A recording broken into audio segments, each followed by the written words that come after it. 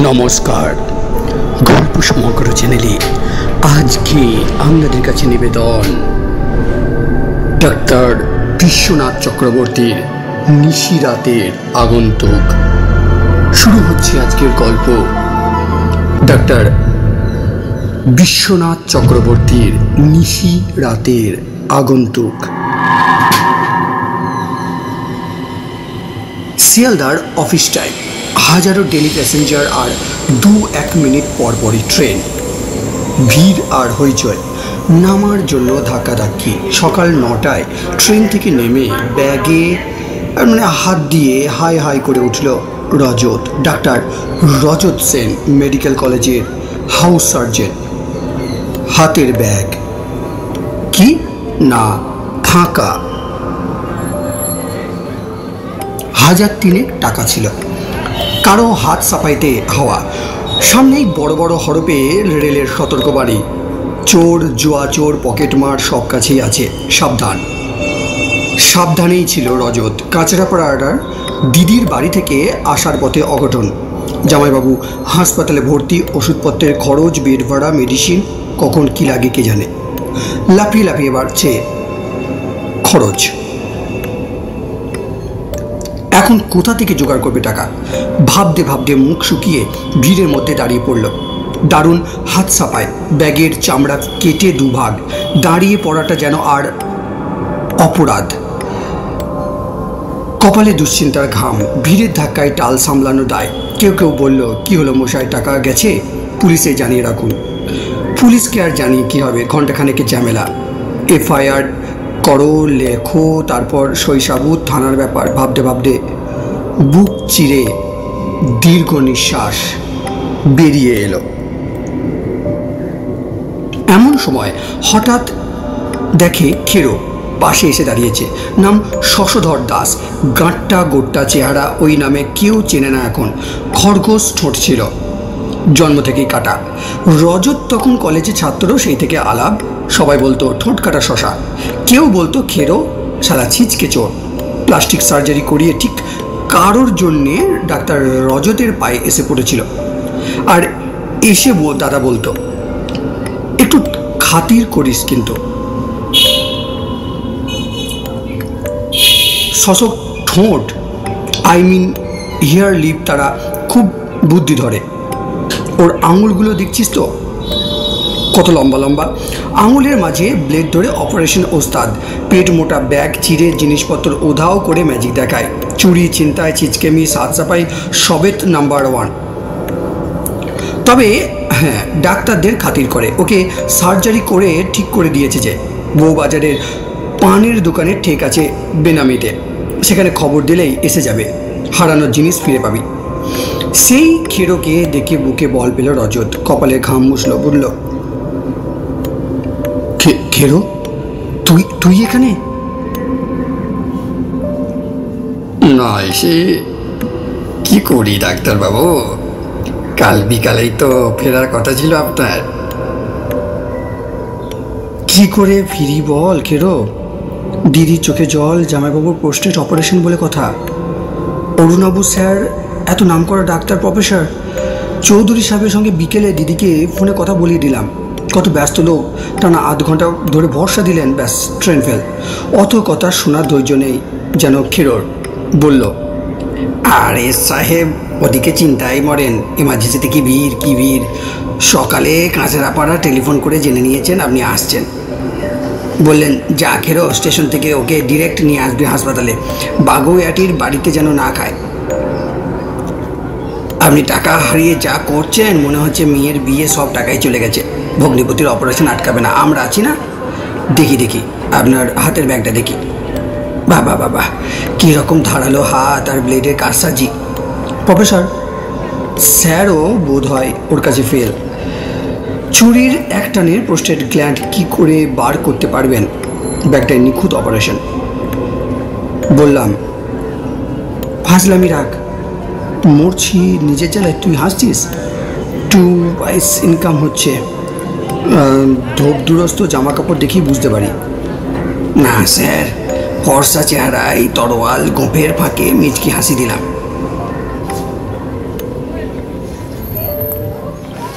সাফাই করতাম, বদনাম ছিল। এখন ওসব করি না, তবে খেয়াল রাখি। আমার চাল নেই, চুলো নেই। বউটা কত বছর গলায় দড়ি নিল।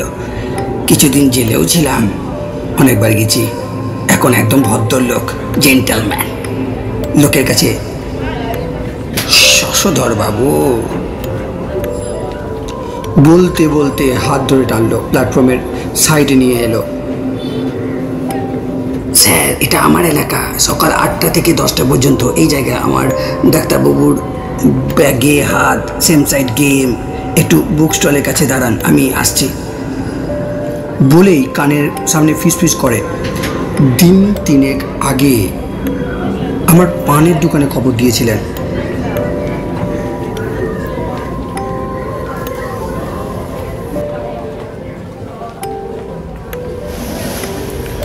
ঠনঠনে কালীবাড়ির সামনে বাসে উঠতে গিয়ে পকেট মারি। আপনার দামি পেন গায়ে, তাও সোনার পেন। কানাডা থেকে মামা পাঠিয়েছিলেন। হায় হায়, কী দিনকাল! মায়ের মন্দিরের সামনে হাত সাফাই, ঘোর কোলে। পাপ পাপ, দুনিয়াটা চোর চোরে ভরে গেছে। দেখবি তো কার লোক। সারাদিন নিয়ে আর পারি না। ওটা উদ্ধার করেছি, ফিরে পাবেন। বলে কি খেরো, পেন পাওয়া গেছে? ডাক্তার রজত সেন হতবাক। মামা গত মাসেই পাঠিয়েছিলেন 1004 টাকা দাম। খেরো বলেছিল, বুঝলেন স্যার, ছিচকেমি শশধর এলাকায় সাহস তো কম নয়। টাকা নিয়ে এখনো ভেবে যাচ্ছেন দেখছি। দেখি কি করতে পারি। কোন বজ্জাতের কাজ এটা। লোকজনের ভিড়ে লম্বা লম্বা পা ফেলে খেরো নেমে সে উদা হয়ে গেল। মিনিট 10 বাদে ছুটতে ছুটতে এসে হাজির। হাতে পেট মোটা খামের বান্ডিল। 3000 টাকা আছে। পাক্কা গুনে নেবেন স্যার, বলল খেরো। না, আর দেরি নয়। বাস ধরে হাসপাতাল যেতে গেলে ঘন্টাখানেকের ব্যাপার। সব বেটারা টাকা হাতাবার জন্য ওত পেতে আছে। তার চেয়ে খেরো বলল, আমার সঙ্গে আসুন, নির্ভাবনায় আসতে পারবেন। এখানকার সব দাগিদের চিনি। রজতকে নিয়ে লম্বা পায়ে এগিয়ে গেল স্টেশনের বাইরে। লাগোয়া চত্বর, প্যাসেঞ্জারদের ভিড়, ট্যাক্সির জন্য লম্বা লাইন, লোকজনের হইচই, গন্ডগোল। খেরো হাসলো। ঘাবড়াবেন না স্যার, আপনাকে পৌঁছবার ব্যবস্থা করছি। ওই তো রামধন প্রাইভেট গাড়ি। না না না না, আপনি কথা বলে ওরা ভাড়ার নামে গলার টাকার কূপ বসিয়ে দেয়। এই রামধন।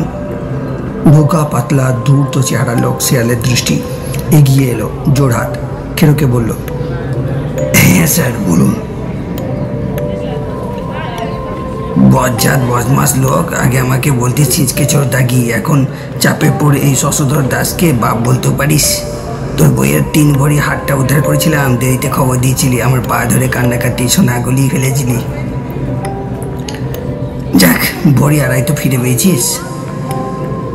বুঝতে পেরে রামধন বলল, সাহেবে গাড়ি লাগবে? ডাক্তার, বুঝলি ডাক্তার, দিনকাল জঘন্য। কোন দিন গুলি অথবা চাকুতে এপর ওপর হয়ে যাবি। এরাই এখন ভরসা। আর তোর গাড়িটাও চিন্তায় করা গাড়ি। সব জানি, মুখ খুলি না। সবই পাপি পেটের জন্য। খা, কিছু করে খা। বলতে বলতে নিজে এগিয়ে গিয়ে গাড়ির দরজা খুলল। চলে আসুন স্যার, বসে থাকুন। এই রামধন, গাড়ি স্টার্ট কর। চল, জলদি পৌঁছে দিবি কিন্তু, 1 পয়সা নিবি না। আমার খরগোষ্ঠন, তোরা বলতে পারিস খেরোদা, এরাই ঠিক করেছিলেন কিন্তু। পুলিশ কনস্টেবল এগিয়ে এলো, হাতে ছোট লাঠি। গাড়িতে ঠুকে বলল, এদিকে গাড়ি রাখা বেআইনি, কেস ঠুকে দেবো কিন্তু। প্রথমে ধমকে উঠল খেরো, খবরদার, আইনে ভয় দেখিও না। পরে নরম গলা, মহিন্দার ভাই, জানো তো, কালকে ঝঞ্ঝাট বিস্ফোরণে উড়ে গেছে আমাদের অধিকার মহলা। বউবাজারে কাতারে কাতারে লোক জখম, অনেকে মরে ভূত। সে দৃশ্য অসহ্য হয় না। ভাবতে গেলে মনে হয় আমিও মরে গেছি। ইনি আমাদের বড় হাসপাতালের ডাক্তার সাহেব। এখন ডেড বডি ইনজুরি কেস আছে, বুঝলেন কিনা?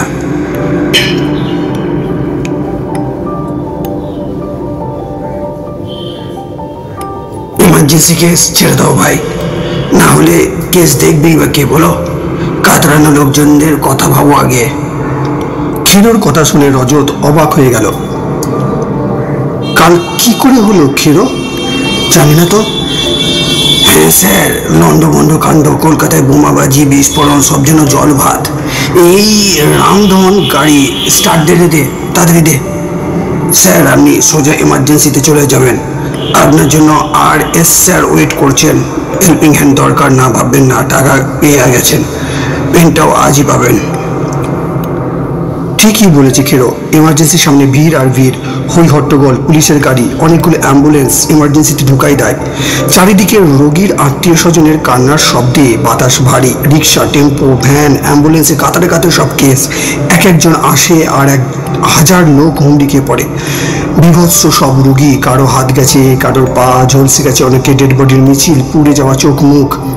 হাসপাতাল সুপার থেকে ভিজিটিং সার্জনরা পর্যন্ত ব্যস্ত। মন্ত্রীদের ছুটোছুটি, বারবার জ্বলে উঠছে প্রেসের ক্যামেরা।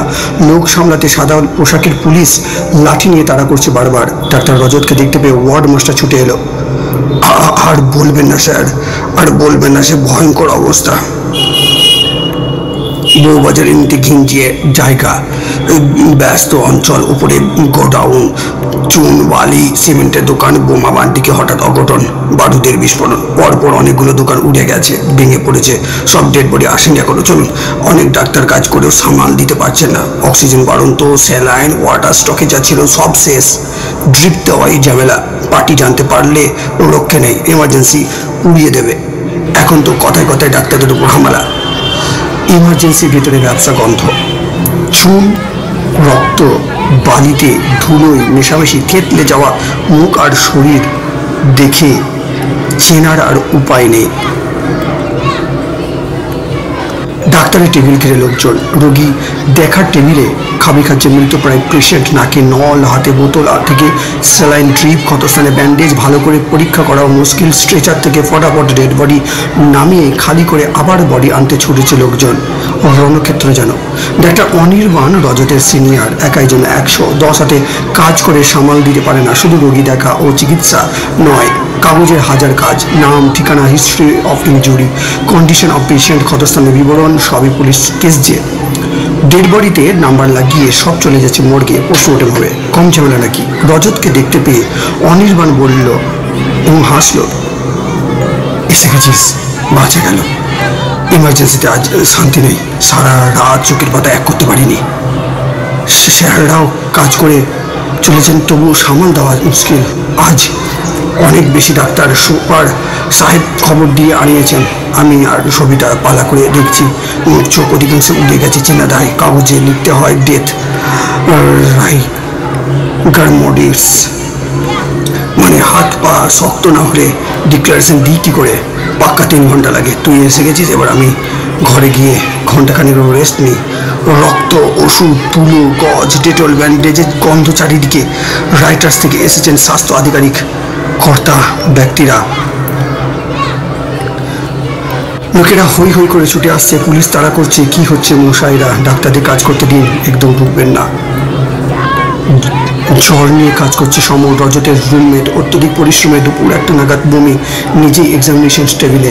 RS দাদা আর ভিজিটিং ডাক্তার ছুটে এলেন, প্রেশার দিকে বললেন, ইউনিট রেস্ট, যাও হোস্টেলে গিয়ে শুয়ে পড়ো। কিন্তু যেতে চাই না সমর, কর্তৃপক্ষের মর্জি বলে কথা। ঘন্টা না পেরোতেই আবার হয়তো তুলে আনবে।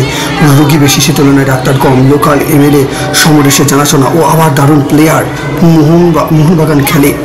সব শুনে বললেন, আমার গাড়িতে চলে যাও, লেকটাউনে বাড়িতে বিশ্রাম করবা, দরকার হলে পরে দেখা যাবে। সমর চলে গেল।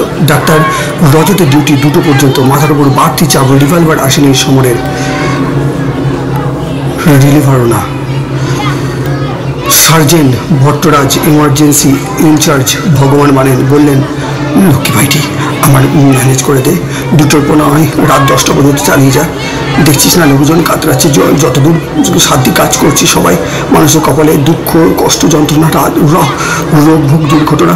আমরা চেষ্টা করি মাত্র, ফলাফল ঈশ্বরের হাতে। রোগী মরে যাবে ভাবলে চলে না। যতক্ষণ শ্বাস ততক্ষণ তো কাজ করে যা, কাজ ভাই, কাজ করে যা। এক নাগারে কাজ করতে করতে শরীর যেন বইছে না, ক্লান্তিতে চোখ দুটো বুঝে আসতে চাইছে। রজতের পকেটের সেই 1000-3 টাকা বারবার দেখছে। ডক্টর ভট্টরাজ বললেন, চিন্তা, টাকাটা হাসপাতাল অ্যাকাউন্টে জমা করে দিয়েছি। ওই তো প্রফেসর চৌধুরী কাজ করছেন, কোনো ক্লান্তি নেই। কালই তোমার পেশেন্টের অপারেশন, একটু আগে কথা হলো। সিস্টার, ও সিস্টার, অ্যাকাউন্ট অফিসের পাশেই, ডাকুন না, টাকাটা রিসিভ করে রিসিট কেটে দিন। এমার্জেন্সি সিস্টারের দয়ার শরীর। কি স্যার, ট্রেন থেকে নেমে কাজ হাতে দিয়েছেন? এখন বাজে রাত 8টা, পেটে কিছু পড়েনি মনে হচ্ছে। টাকার রসিদ তো পেয়ে গেলেন, এবার একটু গলাটা ভিজিয়ে নিন। এই যে ফ্লাক্স থেকে কাপে চা ঢেলে দিচ্ছি, সঙ্গে নোনতা বিস্কুটের প্যাকেট আপনি পছন্দ করেন। ক্ষীরও দিয়ে গেছে। ক্ষীর? অদ্ভুত লোক তো সিস্টার। ইয়েস ডক্টর, হ্যাঁ সেই কাটা ঠোঁট মেরামতি করা পেশেন্ট, গোপ পড়ে গেছে এখন, আর বোঝা যায় না। নিন নিন, পাশের টেবিলে বসে পড়ুন, পর্দা ঘেরা জায়গা। কি আশ্চর্য, এখন এত লোকজন, উঠলো কি বেশি এখনো। শেষ হলো আজকের দ্বিতীয় পর্ব। ধন্যবাদ।